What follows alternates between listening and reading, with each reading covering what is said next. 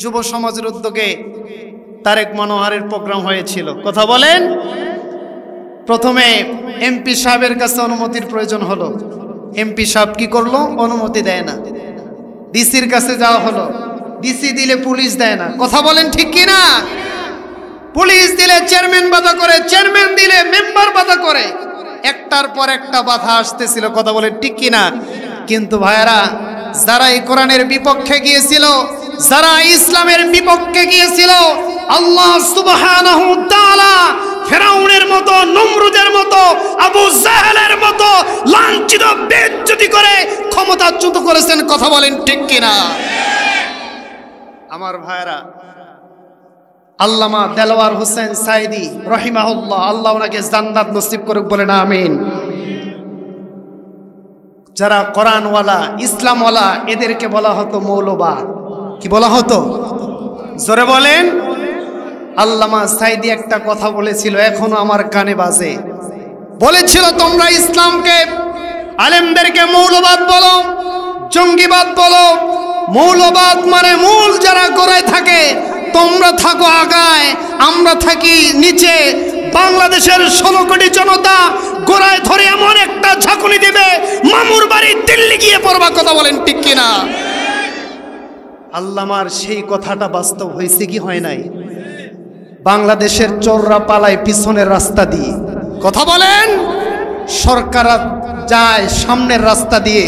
কিন্তু আল্লামা দেলোয়ার হোসেন সাইদির কথাটা বাস্তব হলো, বাংলাদেশের ছাত্র জনতার আন্দোলনে পিছনের রাস্তা দিয়ে পালাতে বাধ্য হলো, এবং কি মামুর বাড়ি দিল্লি গিয়ে জায়গা হলো। কথা বলেন ঠিক কিনা? আমার ভাইরা, কথা কি মনে আছে আপনাদের? আল্লামা সাইদির সেই কথাটা আপনারা শুনেছেন? আসুন, আজ থেকে, এখন থেকে আলোচনা হবে কোরআন থেকে, আর ভূমিকা নয়। আমরা আসুন সরাসরি কোরআন থেকে আলোচনা শুনি। সবাই আমার সাথে পড়েন, আউযু বিল্লাহি মিনাশ শাইতানির রাজীম, বিসমিল্লাহির রাহমানির রহিম। আত-তাইবুনাল আবিদুনাল হামিদুন।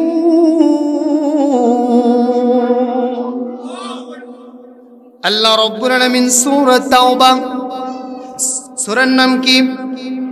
9 নম্বর সূরা, সূরা তাওবার 112 নম্বর আয়াতে কারিমার মধ্যে আল্লাহ রাব্বুল আলামিন মুমিনদেরকে এখানে 9টি মেসেজ দিয়েছেন। যারা মুমিন হবে এদের বৈশিষ্ট্য হবে 9টা।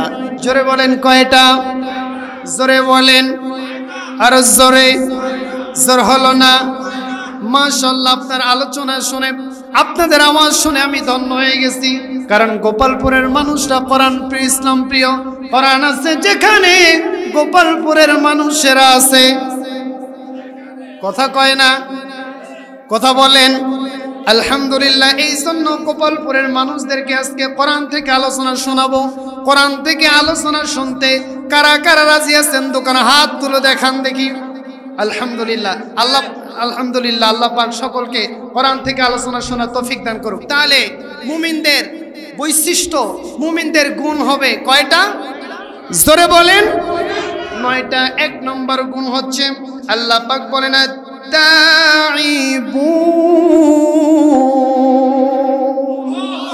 জোরে বলেন আল্লাহু আকবার।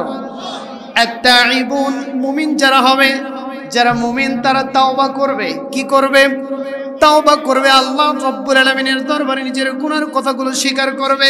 গভীর রাত্র যখন হয়ে যাবে, যায় নামাজ বিছিয়ে রব্বে কারীমকে বলবে, আল্লাহ তাআলা, জীবনে বড় গুনাহ করেছি, আল্লাহ নফসের প্রতি জুলুম করেছি। আয় রব্বুল আলামিন, আমার মতো পাপী আর কেউ নাই, আমার মতো অধম আর কেউ নাই। আল্লাহ সুদের গুনাহ, জেনার গুনাহ, আল্লাহ নামাজের গুনাহ, নামাজ পড়ি নাই সেই গুনাহ, রমজান মাসে রোজা কাজা করেছি সেই গুনাহ। এই গুনার বোঝা মাথায় নিয়ে যায় নামাজ বিছিয়ে, তাহাজ্জুদের যায় নামাজে চোখের পানি ছেড়ে দিয়ে একজনকে বলবে, আল্লাহ তাআলা, তোমার নাম গফফার নামের উসিলা করে আপনি আপনি আমার জীবনের সমস্ত গুনাহগুলোকে মাফ করে দেন। বান্দা যখন আল্লাহর কাছে চোখের পানি ছেড়ে দিয়ে কাঁদবে, আল্লাহ রাব্বুল আলামিন ওই বান্দার গুনাহগুলোকে মাফ করে দিবে। তাহলে মুমিনদের এক নম্বর গুণ হচ্ছে মুমিনরা তাওবা করবে। কি করবে? জোরে বলেন। আমার ভাইয়েরা, আমরা কি গুনাহ করেছি কি করি নাই? আমার আম্মি গুনাহ, আমার বাবা গুনাহগার, আমার দাদা গুনাহগার, আমার চাচা গুনাহগার, আপনি গুনাহগার, আমি গুনাহগার। যদি একজনের কাছে মাপ চাই, তিনি খুশি হন, তিনি কে? তাহলে মাপ চাইতে রাজি আছি সবাই। আমার ভাইয়েরা, মুসা আলাইহিস সালাতু ওয়াস সালামের একটা ছোট্ট উদাহরণ দেই। মুসা আলাইহিস সালাতু ওয়াস সালামের জামানায় মুসা আলাইহিস সালাতু ওয়াস সালাম আল্লাহকে বলবেন, আল্লাহ তাআলা রব্বুল আলামিন, আমার অনুসারীদের মধ্যে আমি জানতে চাই, আমার অনুসারীদের মধ্যে সব থেকে পাপী ব্যক্তি কে? মুসা আলাইহিস সালাম জানতে চায়। আল্লাহ পাক মুসাকে বলে, মুসা রে, সকালবেলা উঠে রাস্তার মধ্যে দাঁড়িয়ে যাবা। রাস্তার মধ্যে দাঁড়িয়ে যখন যাবা, একটা মানুষকে দেখবা, একটা ছোট্ট বাচ্চা কোলে নিয়ে রাস্তা দিয়ে যায়, তুমি সেইখানে দাঁড়িয়ে থাকবা। মুসা আলাইহিস সালাতু ওয়াস সালাম সকালবেলা ফার্স্ট টাইম সে রাস্তার মধ্যে দাঁড়িয়ে থাকলেন। রাস্তার মধ্যে দাঁড়িয়ে থেকে ওই যে আল্লাহ পাক বলেছেন, ওই মানুষ, যে মানুষ একটা বাচ্চা নিয়ে রাস্তা দিয়ে যাবে, মনে করবা তোমার অনুসারীর মধ্যে এই ব্যক্তিটা হচ্ছে সব থেকে বেশি গুনাহগার। মুসা আলাইহিস সালাতু ওয়াস সালাম দেখলেন। এরপর আল্লাহকে বলবেন, আল্লাহ তাআলা, আমার জামানার মধ্যে সব থেকে গুনাহগার ব্যক্তি আমি দেখতে পেলাম। আল্লাহ তাআলা, এবার আমি দেখতে চাই আমার জামানার মধ্যে, আমার অনুসারীর মধ্যে সব থেকে ভালো ব্যক্তিকে আমি দেখতে চাই। এবার আল্লাহ সুবহানাহু ওয়া তাআলা বললেন, সন্ধ্যাবেলা ওই রাস্তার মধ্যে এক সময় দাঁড়িয়ে থাকবা। সন্ধ্যার সময় একটি মানুষ ছোট্ট একটা বাচ্চা নিয়ে এখন যখন রাস্তা দিয়ে যাবে, মনে করবা তোমার জামানার মধ্যে সব থেকে নেককার ব্যক্তি সে। সুবহানাল্লাহ বলেন। মুসা আলাইহিস সালাম সন্ধ্যাবেলা একটা রাস্তার কোণে দাঁড়িয়ে থাকলেন, একটা মানুষ একটা বাচ্চা কোলে নিয়ে রাস্তা দিয়ে যায়। মুসা আলাইহিস সালাম দেখলেন, দেখে অবাক হয়ে গেলেন, আশ্চর্য হয়ে গেলেন। যেই মানুষ সকালবেলা ছোট্ট বাচ্চা নিয়ে এই রাস্তা দিয়ে গিয়েছে, ওই মানুষটা ছিল সব থেকে পাপী ব্যক্তি। আবার ওই মানুষটা সন্ধ্যাবেলা একটা বাচ্চা কোলে নিয়ে ওই রাস্তা দিয়ে আসতেছিল, সেম ওই মানুষটাই। আল্লাহকে বলেন, আল্লাহ তাআলা, কেমন কথা, যেই মানুষটা সকালবেলা সব থেকে পাপী, ওই মানুষটা আবার কিভাবে বিকালবেলা সব থেকে নেককার হতে পারে? অবাক হয়ে গেলেন। অবাক হওয়ার বিষয় তো, কথা বলেন ঠিক কিনা? যেই মানুষটা সকালবেলা অনেক গুনাহগার, আবার বিকালবেলা অনেক নেককার, এটা কি হতে পারে নাকি? আল্লাহ চাইলে সব কিছু হতে পারে কি পারে না? কথা বলেন, পারে কি পারে না? এরপরে আল্লাহকে বলবেন, রব্বুল আলামিন, এই মানুষটা তো সকালবেলার সেই মানুষ, এই মানুষটা কিভাবে এত জনপ্রিয় হয়, এত নেককার হয়, এত দিনদার হয়? এবার আল্লাহ পাক বলেন, ও মুসা শোনো, এই মানুষটা সকালবেলা গুনার বোঝা নিয়ে বাড়ি থেকে বের হয়েছে, তার ছোট্ট বাচ্চাকে নিয়ে ঘুরতে গিয়েছিল। একটা বিশাল বড় জঙ্গলের সামনে গিয়ে বাবাকে বলছে, ও বাবা, এই জঙ্গল যে দেখা যায়, জঙ্গল থেকে আরো বড় কিছু আছে নাকি? এবার বাবা বললেন, এই জঙ্গল থেকে অনেক বড় হচ্ছে পাহাড়, পাহাড় হচ্ছে অনেক বড়। বাবাকে আবার বললেন, ও বাবা, এই পাহাড় থেকে আরো বড় কিছু আছে নাকি? এবার বাবা বললেন, পাহাড় থেকে হচ্ছে আসমানটা অনেক বড়। এবার বাবাকে আবার বললেন, ও বাবা, এই আসমান থেকে আরো বড় কিছু আছে নাকি? বাবা বললেন চোখের পানি ছেড়ে দিয়ে, ও বাবা, ও আমার কলিজার টুকরা সন্তান, এই পাহাড় থেকে আরো অনেক বড় হচ্ছে আমার গুনাহ। আমার গুনাহ হচ্ছে পাহাড় সমান, আমার গুনাহ হচ্ছে আসমান সমান। এই পাহাড়, এই আসমানের থেকে গুনাহ হচ্ছে আমার বেশি। এই কথা আল্লাহ পাকের কাছে পছন্দ হয়ে গেল। আল্লাহ পাক বলেন, ও বান্দা, তুই যখন আমার কাছে গুনার কথা স্বীকার করেছিস, আমার গুনার, তোমার সমস্ত গুনার কথাগুলো আমার কাছে তুমি স্বীকার করেছো, যাও বান্দা, তোকে আমি মাফ করে দিলাম। আল্লাহু আকবার। ওই বান্দাকে মাফ করে দিয়ে আল্লাহ পাক তাকে নিষ্পাপ মাসুম বানাই দিল। আল্লাহ রাসূল হাদিসের মধ্যে বলেন, আত-তাইবু মিনাজ যামবি কামা লা যামবা লাহু। কোন ব্যক্তি যদি তাওবার মতো তাওবা করে, কোন ব্যক্তি যদি মন থেকে তাওবা করে, আল্লাহ পাক তাকে নিষ্পাপ মাসুম বানিয়ে দেয়। সুবহানাল্লাহ। মায়ের গর্ভে থেকে কোনো বাচ্চা যখন দুনিয়াতে ভূমিষ্ঠ হয়, এই বাচ্চার কোনো গুনাহ থাকে? এই বাচ্চার কোনো পাপ থাকে? থাকে না। তাহলে কোনো ব্যক্তি যদি তাওবা করে, আর তাওবা যদি আল্লাহর দরবারে কবুল হয়ে যায়, তাকে নিষ্পাপ মাসুম বানিয়ে দেয়। সুবহানাল্লাহ বলেন। সম্মানিত ভাইরা, যেই ব্যক্তি সকালবেলা গুনার বোঝা নিয়ে বের হয়েছে, আল্লাহ পাকের কাছে মাফ চাওয়ার কারণে আল্লাহ পাক তাকে মাফ করে দিয়েছেন। আমরা গুনাহ করছি কি করি নাই? জীবনে কত গুনাহ করেছি, জেনে করেছি না বুঝে করেছি, শয়তানের ধোকায় পড়ে করেছি। এই জন্য গুনাহ করার পরে একজনের কাছে তাওবা করব, তিনি কে? কিন্তু আমার ভাইরা, আমাদের দেশের মানুষ গুনাহ করে, পাপ করে, হত্যা করে, ছাত্র অসংখ্য ছাত্রদেরকে গুলি করে হত্যা করার পরও অন্তরে একটু কম্পন সৃষ্টি হয় না? কথা বলেন ঠিক কিনা? শহীদ করে দেওয়া হলো আবু সাঈদকে। স্বৈরাচার দেখলো, প্রশাসনকে বলল এরকম যুবক যদি আরো 2000 গুলি করে হত্যা করো, তারপর আমার দুঃখ আসে যায় না, আমার ক্ষমতা লাগবে।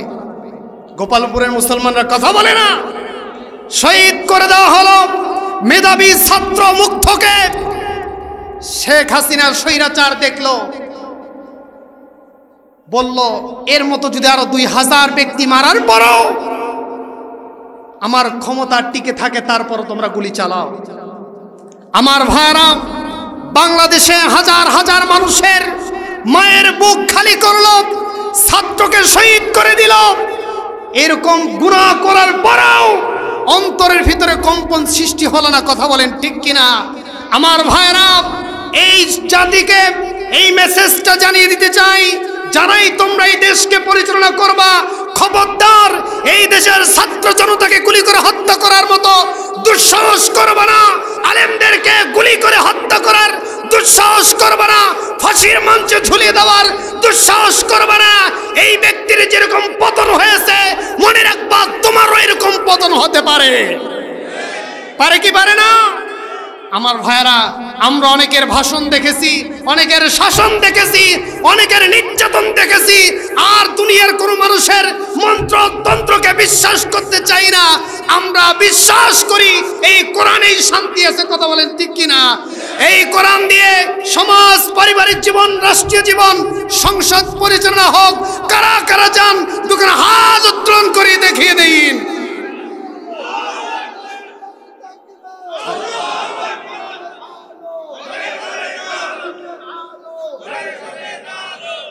মারহাবা। আমার ভাইরা, তাহলে কোরআন দিয়ে সমাজ পরিচালনা হোক, দেশ পরিচালনা হোক, তাহলে এই দেশে শান্তি ফিরে আসবে। কথা বলেন ঠিক কিনা? যারা বলেন ঠিক কিনা?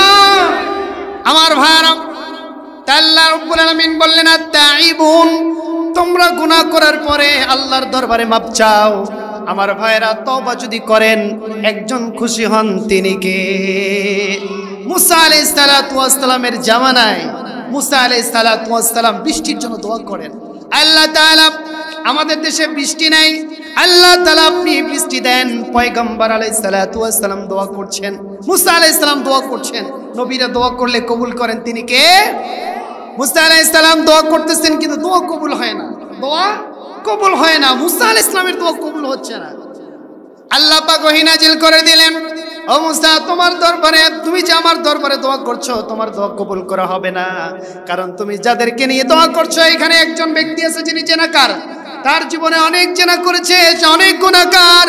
এই মজলিসের মধ্যে সেও আছে, তার জন্য দোয়া কবুল হচ্ছে না। এরপরে আল্লাহ পাককে বললেন, আল্লাহ তাআলা, তাহলে আপনি সেই ব্যক্তিটাকে আমাকে দেখিয়ে দেন, তার ফেসটা আমার সামনে দেখিয়ে দেন। আল্লাহ পাক বললেন, না মুসা, আমার বান্দা অপমানিত হোক, লাঞ্ছিত হোক, এটা আমি চাই না।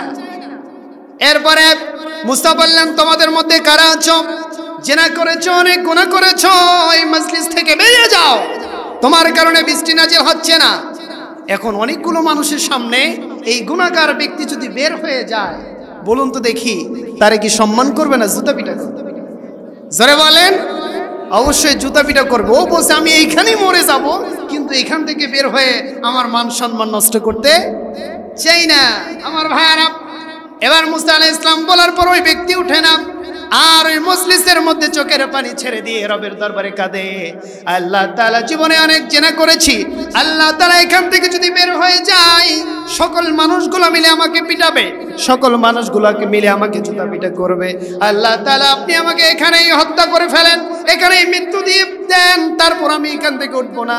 আল্লাহ তাআলা আপনি তো রহমান, আপনি তো রহিম, আমি আপনার দরবারে তওবা করছি, আর জীবনে কোনোদিন গুনাহ করব না, আর জীবনে কোনোদিন জেনার কাছেও যাব না। এই কথা বলছেন আর মজলিসের মধ্যে চোখের পানি ছেড়ে দিয়ে কাঁদছেন। এই কাদার কারণে আল্লাহ রব্বুল আলামিন তার জীবনের সব গুনাহ মাফ করে দিলেন, আর আল্লাহ রব্বুল আলামিন তৎক্ষণাৎ সেখানে বৃষ্টি নাজিল করে দিলেন। সুবহানাল্লাহ বলেন। আমার ভাইরা, তাওবা কবুল হয়ে গেল। এই জন্য আল্লাহ পাক কোরআনের মধ্যে বলেন, তুবু ইলাল্লাহি তাওবাতান নাসুহা।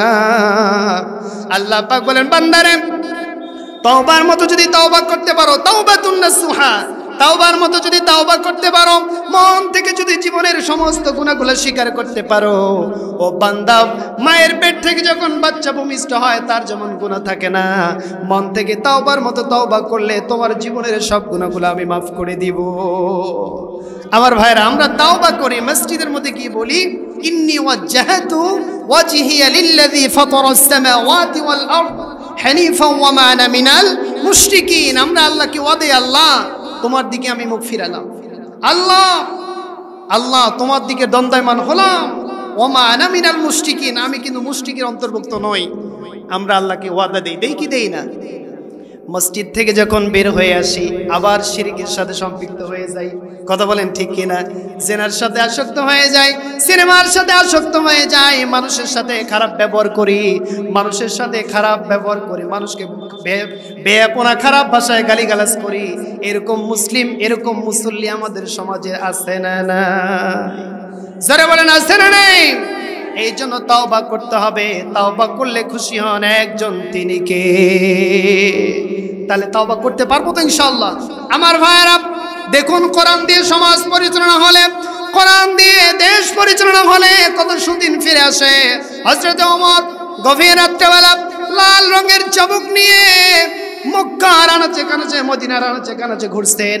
মদিনার আনাচে কানাচে ঘুরতে ঘুরতে হঠাৎ করে এক যুবককে দেখলেন চাদরের ভিতরে একটা মদের বোতল ঢাকানো। হযরত ওমর বললেন, ও যুবক, তোমার এই চাদরের ভিতরে কি?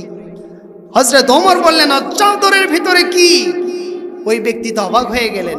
হযরত ওমরের জামানায় কোনো ব্যক্তি যদি মদ পান করতেন, কোনো ব্যক্তি যদি নেশা করতেন, তার শাস্তি ছিল 80টা বেত্রাঘাত। কয়টা? জোরে বলেন কয়টা? 80টা বেত্রাঘাত ছিল। এই 80টা বেত্রাঘাতের ভয়ে ওই যুবক ভয়ে বলে ফেলেছিল, এই চাদরের ভিতরে এটা হচ্ছে দুধের বোতল। জোরে বলেন কিসের বোতল? সত্য বলেছে না মিথ্যা বলেছে? জোরে বলেন, সত্য বলেছে না মিথ্যা বলেছে? এবার যুবক বললেন, আমার চাদরের ভিতরে দুধের বোতল। হযরত ওমর বলে, বার কর, দুধের বোতল হয়ে থাকে তুই তাড়াতাড়ি বের কর। বেচারা কাঁপতে শুরু করছে, হাত কাঁপে, পা কাঁপে, আর আল্লাহকে বলে, আল্লাহ তাআলা, 1 নাম্বার মিথ্যা কথা বলেছি, 2 নাম্বার হচ্ছে মদ পান করে এই দেশের আইনকে লঙ্ঘন করেছি। 2টা অপরাধে লাল রঙের চাবুক দিয়ে হযরত ওমর এখানে আমাকে মারতে মারতে মেরে ফেলবে। কেউ দেখবে না, কেউ বাঁচাতে আসবে না, কারণ রুমরের চেরাগ, যে রাস্তা দিয়ে ওমর যায় সেই রাস্তা দিয়ে শয়তান 40 দিন যায় না, শয়তান যায় না ভয়ে, কারণ ওমর অনেক রাগী মানুষ ছিলেন আর অপরাধ করেছেন তার দেশের যুবক। বলুন তো দেখি, ওমরের হাত থেকে বাঁচা সহজ না কঠিন? জোরে বলেন, সহজ না কঠিন? হযরত ওমরের হাত থেকে নিজের সন্তানও রেহাই পায় নাই। ওই ব্যক্তি তাওবা করলেন, আল্লাহ তাআলা, আমি মুসিবতে পড়েছি, আল্লাহ তুমি তো আমার রব, আল্লাহ তাআলা তুমি ছাড়া তো আমার কেউ নাই, আল্লাহ হযরত ওমরের কাছ থেকে আপনি আমাকে বাঁচান, আল্লাহ ওমরের কাছ থেকে যদি আপনি না বাঁচান, আল্লাহ তাআলা হযরত ওমরের চাবুক, লাল রঙের চাবুক আঘাত খেতে খেতে এখানে মরে যাব, আল্লাহ মন থেকে তাওবা করছি, তাওবাতুন নাসুহা, আল্লাহ তাআলা আপনি আমাকে মাফ করেন। আল্লাহ সুবহানাহু ওয়া তাআলা যুবকের দোয়া কবুল করলেন, যুবকের তওবা কবুল করলেন। তওবা কবুল করার সাথে সাথে যেই বোতলের মধ্যে মদ ছিল, আল্লাহ সুবহানাহু ওয়া তাআলা ওই মদের বোতলে দুধে পরিণত করে দিলেন। সুবহানাল্লাহ, জোরে বলেন। আমার ভাইরা, হযরত ওমরকে দুধের বোতল বের করে দিলেন। হযরত ওমর দেখলেন আসলেই তো এখানে দুধ, মদের বোতল আর নাই। যুবককে বোতলটা ফিরে দিয়ে তাড়াতাড়ি বললেন রাত গভীর হয়ে গেছে, ও যুবক এই মুহূর্তে তুমি বাসার মধ্যে চলে যাও। এই কথা বলতে দেরি ওই যুবক ওমরের পা ধরে জোরাজোরি করে কান্না করা শুরু করলেন। আল্লাহু আকবার। জোরাজোরি করে কান্না করে বলল, ওমর জামানার খলিফা, এই বোতলের মধ্যে আসলে দুধ ছিল না, এই বোতলের মধ্যে ছিল মদ, আমি জানি না কি পরিণত করে দিলেন। এই জন্য তাওবা করার দরকার আছে না নাই? এই জন্য তাওবা করতে রাজি আছি সবাই তাওবা করতে রাজি আছি। গুনাহ করব এবং আল্লাহর কাছে মাপ চাবো, গুনাহ করব একজনের কাছে মাপ চাবো, কারণ আমরা জীবনে অনেক গুনাহ করেছি। আমার ভাইরা, আমাদের দেশের মানুষ অনেক গুনাহ করে, রডের বদলে বাঁশ দেয় কি দেয় না? কথা কয় না? রডের বদলে বাঁশ দেয় কি দেয় না? আমার ভাইরা, ক্ষমতার জন্য মানুষ কত কিছু করে, ক্ষমতার জন্য মানুষ এদিক সেদিক ছোটাফিটা করে, ক্ষমতার জন্য মানুষ একজনকে হত্যা করতেও দ্বিধাবোধ করে না। বলুন তো দেখি, এই ক্ষমতা পাওয়ার জন্য যে ব্যক্তি যেই স্বৈরাচার দেশ থেকে পালায়ে গেছে, সেখান থেকে আবার বাংলাদেশের মানুষকে বলে আমি চট করে দেশের মধ্যে ঢুকে যেতে পারি, বলে কি বলে না? যে কোনো মুহূর্তে চট করে ঢুকে যেতে পারি। কথা বলেন ঠিক কিনা? এই জন্য আমরাও বলি, বুবু আহিবা তুমি আইবা গো, তখন আইসা বুবু ক্ষমতা পাইবা না। বুবু আহিবা তুমি আইবা গো, তখন আইয়া বুবু ক্ষমতা পাইবা না। খোঁজ নাই বুবু কাদের কাকা, অবস্থা খারাপ দরবেশ বাবা, হাউন আঙ্কেল এখন সামনেও আসে না। খোঁজ নাই বুবু কাদের কাকা, অবস্থা খারাপ দরবেশ বাবা, হারুন আঙ্কেল এখন সামনেও আসে না।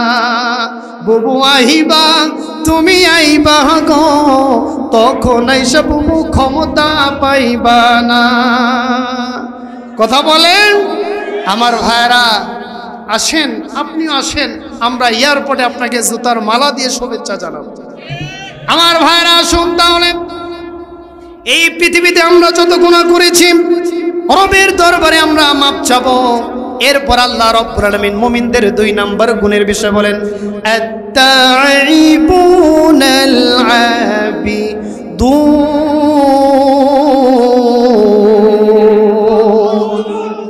2 নম্বরে বিষয় আল্লাহ পাক মুমিনদেরকে মেসেজ দিলেন, যারা মুমিন হবে, যারা আল্লাহর ভয় যাদের অন্তরে থাকবে, 2 নম্বর কাজ হচ্ছে আবিদুন, ইবাদত করবে কার? যারা বলেন ইবাদত করবে কার? আমার ভাইরা, আমরা ইবাদত করি চায়ের দোকানে, টেলিভিশন দেখে ইবাদত করি। কথা বলেন ঠিক কিনা? একটা 5 টাকা দামের লাল চা নিয়ে, দুধ চা দিয়ে আমরা 2 ঘন্টা সিনেমা দেখে বের হয়ে আসি, মুখে দাড়ি পেকে গেছে। কথা বলেন ঠিক কিনা? চামড়া ঢিল হয়ে গেছে, তারপরও চায়ের দোকানে সিনেমা থেকে মুরব্বীরা বিরত থাকে না। কথা বলে না? কথা বলে না? আমার ভাইরা, 2 নম্বর যে মুমিনের গুণটা, মুমিনরা ইবাদত করবে একমাত্র আল্লাহ তাআলার।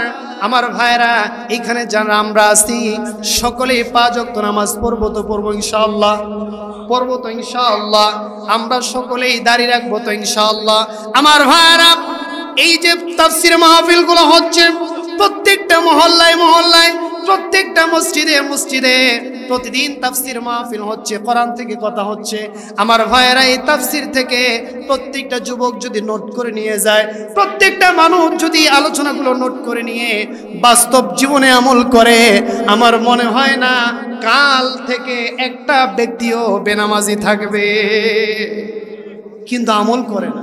কথা বলে ঠিক কিনা?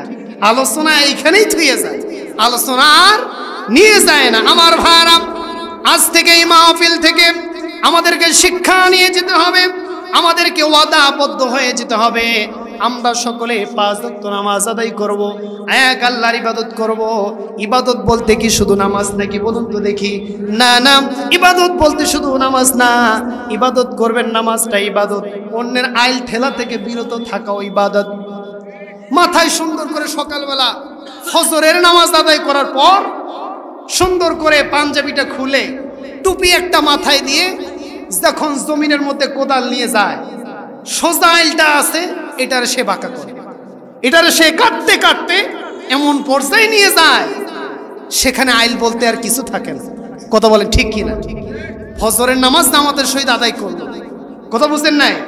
এবং তসবিহ জপলো আলহামদুলিল্লাহ, নামাজ শেষে ফাজাইল আমলের তালিমও শুনলো, কিন্তু এই ঈমান এই আমল ওই জমিনের মধ্যে চাক পাড়তে গিয়ে আর থাকলো।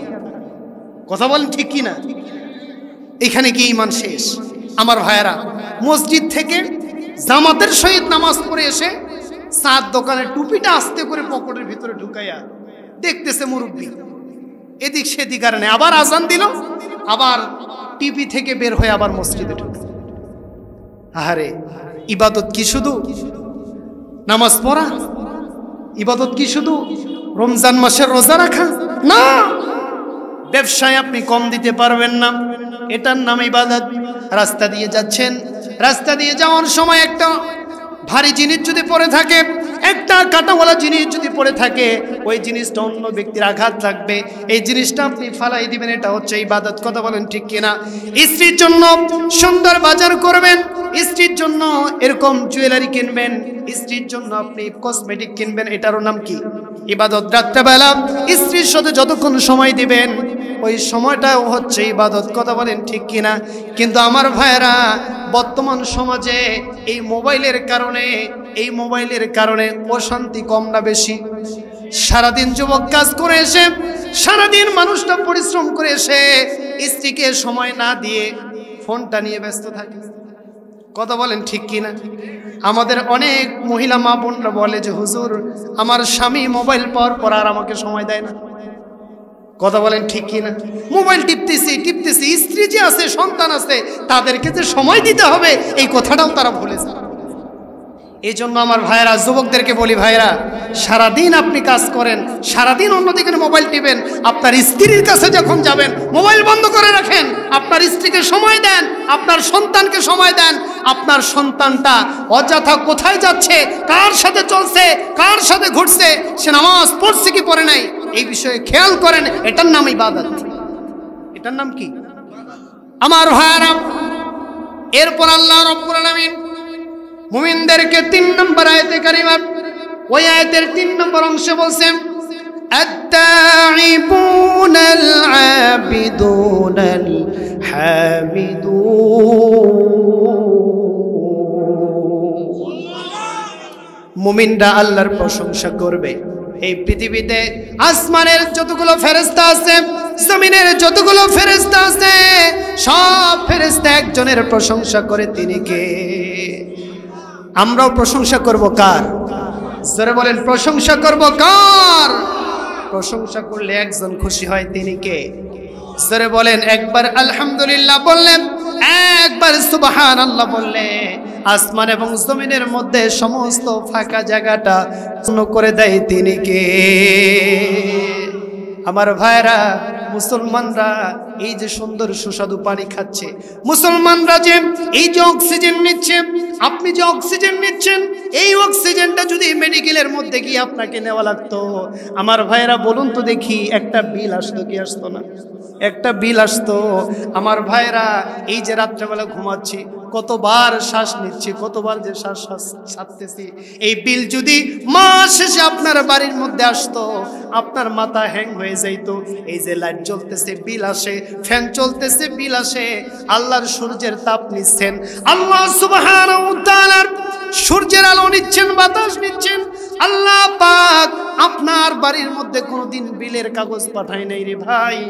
আপনি যদি আল্লাহ রাব্বুল আলামিনের সমস্ত কিছু ভোগ করার পরে আলহামদুলিল্লাহি রাব্বিল আলামিন এইভাবে যদি প্রশংসা করতে পারেন, আমার আল্লাহ রাব্বুল আলামিনের পানি খাইলেন, বিল লাগলো না, আল্লাহ পাকের লাইট নিলেন, বিল লাগলো না, আল্লাহ পাকের অক্সিজেন নিলেন, বিল লাগলো না।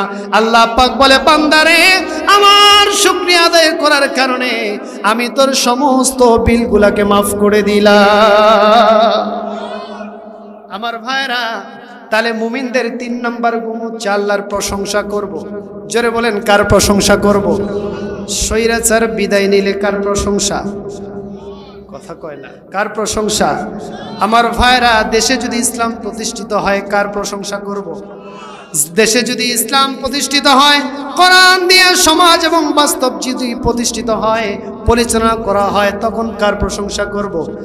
জোরে বলেন, কার প্রশংসা করব?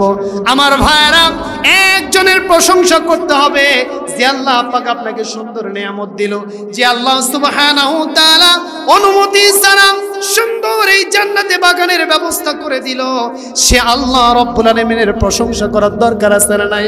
পুরা বাংলাদেশে এত সুন্দর প্রতিদিন প্রতি রাত, দিনে এবং রাত্রে, সকালে এবং বিকালে প্রতিদিন তাফসীর মাহফিল হচ্ছে, এর জন্য একজনের কাছে প্রশংসা করব, তিনি কে? আগামীতে আরো তাফসীর মাহফিল হবে, আরো কোরআনের প্রচার প্রসার হবে, জালিমরা বাধা দিবে, জালিমদের বাধা উপেক্ষা করার পরও কোরআনের মাহফিল, কোরআনের তাফসীর মাহফিল চলুক। আপনারা কারা কারা চান দোকানে হাত উত্তোলন করে আল্লাহকে দেখিয়ে দেন, বলে লিল্লাহে তাকবীর, লিল্লাহে তাকবীর। আল কোরআনের আলো ঘরে ঘরে আর জ্বালাইয়েন না ভাই, একটু সংসদে নিয়ে যান, একটু সংসদে নিয়ে যাওয়ার দরকার আছে না নাই? আমার ভাইরা, আপনারা শুনেছেন বঙ্গবন্ধুর ভাষণ, কথা বলেন। আপনারা জিয়া কেটেছে খাল, এরশাদের নানান তাল, সব কিছু ঘোড়ার ডিম দেখা শেষ। আমরা চাই আগামীতে কোরআনের বাংলাদেশ, চাই কি চাই না? আমার ভাইরা, বাংলাদেশের একটি জনপ্রিয় দল যারা নিজের স্বার্থের জন্য কোনো কিছু করে না, কথা বলেন ঠিক কিনা? আমার ভাইরা, বাংলাদেশের অনেক নেতা কর্মীদেরকে যারা কোরআনের কারণে, ইসলাম প্রচারের কারণে শুধু ফাঁসির মঞ্চে ঝোলানো হয়েছে, কথা কয় না রে মুসলমান। অথচ পরিবর্তন হওয়ার পরেও কিন্তু এরা আজ পর্যন্ত প্রতিশোধ নেয় নাই, কথা বলেন ঠিক কিনা? কারণ এরা কোরআন গবেষণা করে, ইসলাম নিয়ে গবেষণা করে। আল্লাহ পাক বললেন কি? আল্লাযীনা ইউনফিকুনা ফিস সাররাই ওয়াদ দাররাই ওয়াল কাযিমিনাল গায়জ ওয়াল আফিনা আনিন নাস। আল্লাহ পাক বলছেন, যারা সুখে দুঃখে দান করে এবং রাগকে নিয়ন্ত্রণ করে, ওয়াল আফিনা আনিন নাস, হত্যা করার পর প্রতিশোধ নেয় না, জুলুম করার পর প্রতিশোধ নেয় না, জেলে বন্দী করার পর প্রতিশোধ নেয় না, ক্রস ফায়ার করার পরেও যারা প্রতিশোধ নেয় না, ওয়ালা আফিনা আনিন নাস, মানুষকে আল্লাহর জন্য মাফ করে দেয়, এই দলটা কোনো অন্য দল হতে পারে না। আগামীতে মানুষকে একটি কোরআনী সমাজ প্রতিষ্ঠিত করার জন্য মানুষকে ঐক্যবদ্ধ করবে, আর মানুষকে ভালো কিছু উপহার দেওয়ার জন্যই তারা আন্দোলন করতেছে, কথা বলেন ঠিক কিনা? আমার ভাইরা, আমার সময় একেবারেই শেষ, এই জন্য আপনাদেরকে জানিয়ে দিতে চাই, অনেক মানুষ আসবে সারা জীবন টুপি পরে নাই, টুপি পরবে, দাড়ি রাখে নাই, কিছুদিনের জন্য দাড়ি রাখবে, মসজিদে দেখবেন তাল গাছ দেখলেও জ্যোৎস্না রাতে সালাম দিবে, কথা বুঝছেন নাই? এই সমস্ত মানুষ থেকে দূরে থাকবেন। আর যদি দূরে না থাকেন, আরো বালা মুসিবত আপনার আমার উপর আসতে পারে কি পারে না? পারে কি পারে না? আমি কোন রাজনীতির কথা বললাম? কোন রাজনীতির কথা বললাম? কোরআন থেকে আলোচনা করলাম। আমার ভাইয়েরা, 9টি বিষয় আলোচনা করার কথা ছিল, কিন্তু আমি 9টি বিষয় আলোচনা করতে পারলাম না, যেহেতু সময় একেবারে শেষ।